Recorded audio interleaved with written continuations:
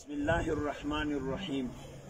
ګورئ محترم ورونو، دا د تاسې موقع ده، کوشش وکئ د الله جل جلاله د دین خدمت وکئ، د خپل وطن د خپلې خاورې د افغانستان او د افغانستان د خلکو خدمت وکئ.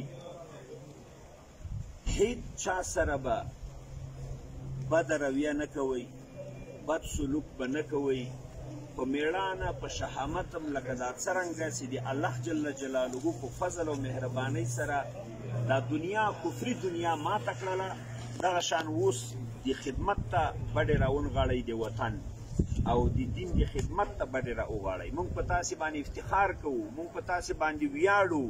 تاسې دیني اسلامي افغاني اردو یئ، رښتیا حقاني اردو یئ، رښتیا بهترینه اردو یئ.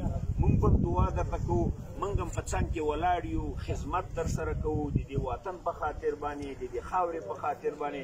بار بار ما په جوماتونو کې، په کوڅو کې، په کلیو کورونو کې چې دا څو ورځې زه ګرځېدلی ما، خلکو ته مې د امارت همدغه پیغام هم رسولی چې ګورئ هسې خلک پروپیګنډې کوي، نه لسان پرستي کوو، نه تعصب لرو، نه انتقام د چا نه اخلو.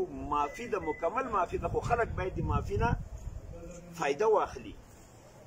هر کس که باشه، او که پشتون زبان باشه، کدام تاجک باشه، ازبک باشه، هزاره باشه، ایبک باشه، گوجر باشه، ترکمن باشه، همه ما و شما در مابین خود برادر هستیم.